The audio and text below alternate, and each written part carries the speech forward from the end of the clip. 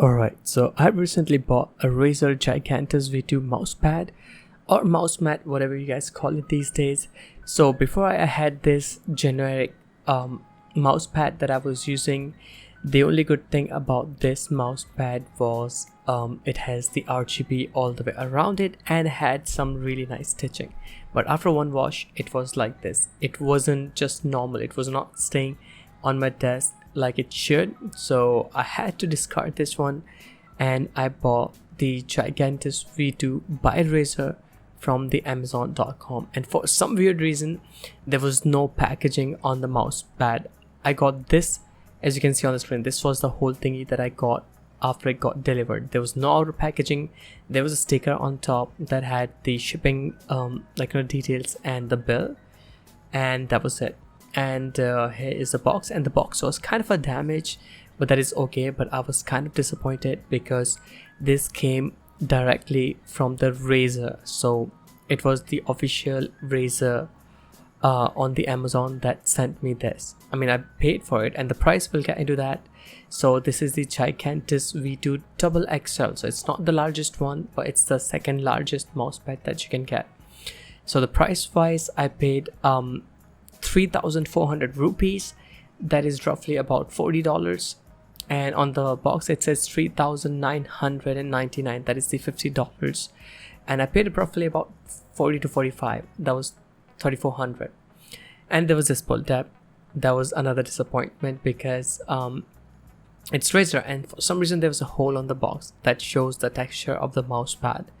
And again, I didn't get any outer packaging with this delivery with this mousepad, so that was kind of bummer because the mousepad was revealed on that cut and there was no outer packaging, and the pull tab was actually nothing. So unboxing wise, it was pretty horrible.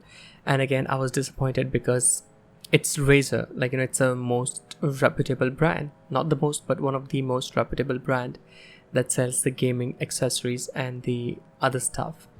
So the mousepad was actually pretty good, but again, it was dirty from the inside because again, there was a hole on the box and there was no outer packaging on the mousepad for the mousepad. So that was kind of a bummer for me. And the mousepad was okay, and for the price, again, there was no stitching on the mousepad, so again, disappointment. But rest of it, the mousepad was bigger than I was expecting. So the mousepad that I had was also the double XL, and it was kind of small, but this one is okay. And on the back side, it's all green. It's screaming Razer by itself because green and black, and all rubber and foam texture. And for some reason, when I was unboxing, my cat decided to get into the camera, and I thought it was kind of cute because every time I'm trying to work, my cat just get on the table and just try to sniff everything. So yeah. Oh, by the way, the cat name is Zoe. She's a cutie, and she was not moving, and I had to forcefully remove her from the camera, so that was kind of bad. So again, let's get into the mousepad. So the size was pretty big for the price. I mean, it is a premium mousepad. I could have gotten the SteelSeries QCK for the price, but I opted to get the Razer because for some reason, I don't know. And there's also a Razer badging on the right side, and on the mousepad there's nothing whatsoever. It's all plain mousepad, and I kind of like it that way. And there were some dirty spots on the mousepad. I mean, I bought it brand new, but still there were some dirty spots, and I kind of didn't like it because when you buy something brand new, it should be in a pristine condition. So there was it. And we'll get into the performance as well in this video. So it wasn't something like I was expecting. I mean, I wanted to get the balanced mousepad, not the speed, not the control, but somewhere in between. So this was something like that. But again, the size was quite big. So let me just put out the camera and show you how big the mousepad is. So here is my HyperX Alloy FPS keyboard on the mousepad, and there's a 25-inch monitor, and the other one is 27-inch, and the mousepad looks like this on a medium-sized desk. So that is completely fine, but these spots I didn't like. Personally, this is just me ranting about the quality I got of the mousepad, but rest of it was completely okay, no damage whatsoever. There were some creases on the mousepad, but after few minutes they were just gone when I put it on the top of the table, so that was okay.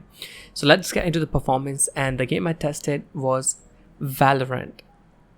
So I didn't go into the game like, you know, like deathmatch or anything like that. I just went to the target practice to see how the mouse feels, and I will tell you my personal experience as an average consumer and a part-time gamer. I would say I'm not that good. I mean, I'm in diamond rank, but still that is not like a professional level rank in Valorant. So there you go.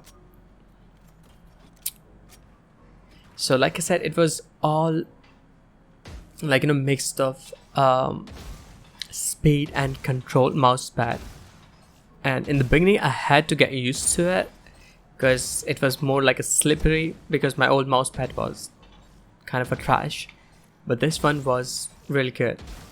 I mean, testing the mousepad for the first time, now I was hitting most of the shots. That was okay. So in conclusion, I would say this is for the people who wants a balanced mousepad, not the speed type, not the control type, but somewhere in between, more like a sweet spot for the average gamers. But if you're a professional gamer, I would not recommend you to get this mousepad, since it's just more of like, you know, for average user. Like it's not the speed type. It's like, you know, it's okay for people who are using the PC for content creation and some, like, you know, basic gaming. So yeah, that's it. There's the review and the unboxing of the Razer Gigantus V2 mousepad, and I hope you guys find this video helpful. If you did, make sure to hit that thumbs up, and I'll catch you guys in the next one. Peace out.